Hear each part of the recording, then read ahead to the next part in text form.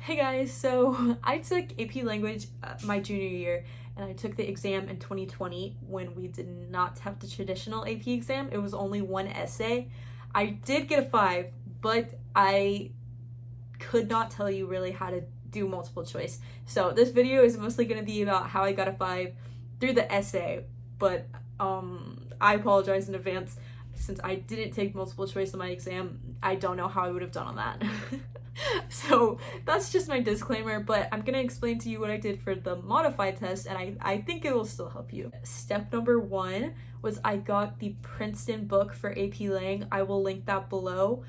You can also use the BARRON'S book. I've used BARRON'S book for other AP classes and it helps a lot, but for me, I just happened to get the Princeton book and it was pretty good. It gives you a lot of practice essays and a lot of practice questions. When I thought that we were gonna have a normal AP exam, I did use that for the practice multiple choice. I did a couple of those questions and checked myself, but once I found out the test was only gonna be an essay, I stopped doing that. But I did use it to learn how to write essays. It gives you a ton of resources and it tells you like rhetorical devices that you need. So I kind of just went through that book through parts that I felt like I needed the most work on. So I would highly recommend getting that book. Step number 2 is analyzing essays from the College Board website. I have a whole video about how to do this, so instead of explaining it here, I'm just gonna put the link below. Yeah, I think that video explains the most important thing I did for AP Lang. I won't waste your time talking about it when there's a whole video specifically designated for that, but basically all I did was the College Board has released essays from each AP class that got a perfect score. So I was reading through those and seeing what those students did to get a 5. Step number 3 was I was writing one essay a day for the whole month before the exam.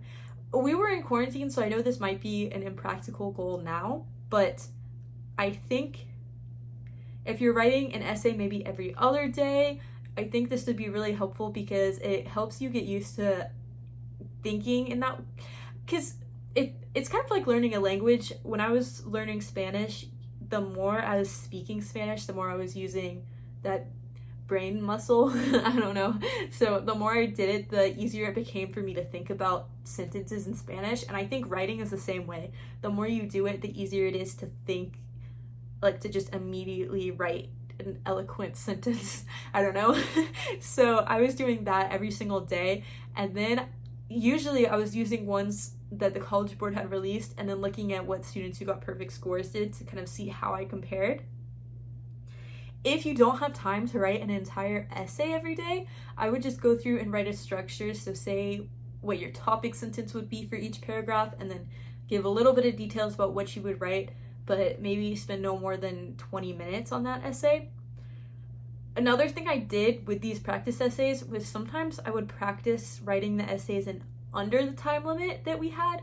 So I would try to write a full essay that usually would take 40 minutes in 30 minutes because I felt like this speed writing was helping me really practice using that thinking muscle so that I could quickly do it. And then during the AP exam day, when you're really stressed out, you know that you can do it in a short amount of time.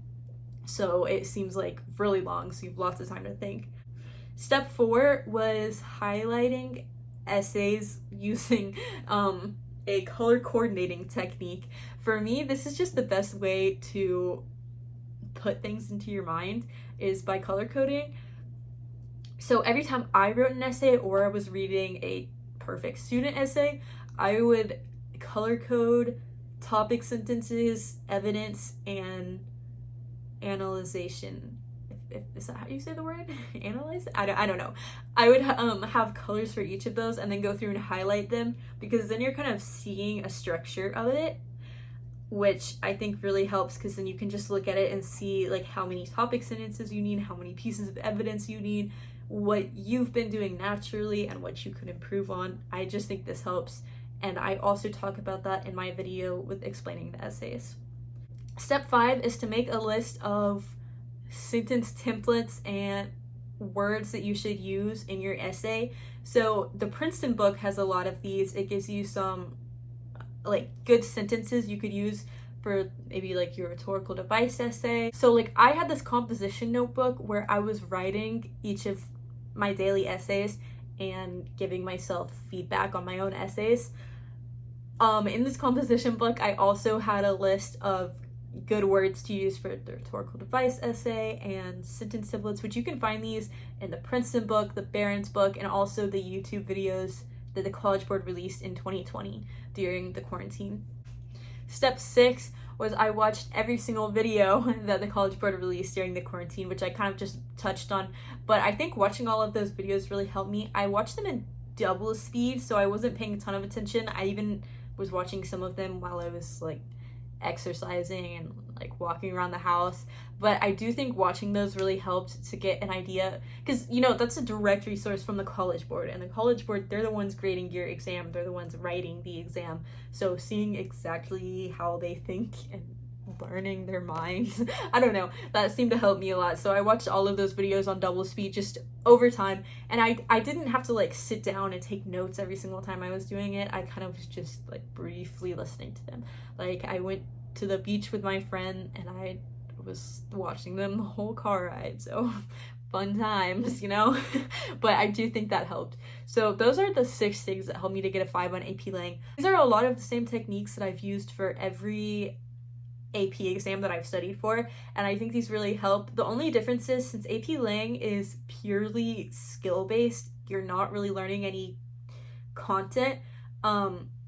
It was a little bit different because it was just lots and lots of practice instead of actually studying things. So that's where AP Lang can kind of have a big difference from your other AP classes. So I hope this video helps. If you are wondering whether or not you should take the AP Lang exam, I would say yes, absolutely. Especially because if you get a 5 on AP Lang, then you also get credit for AP Literature. I hope you do well. Let me know if you have any questions, and love all of you. Okay, peace out.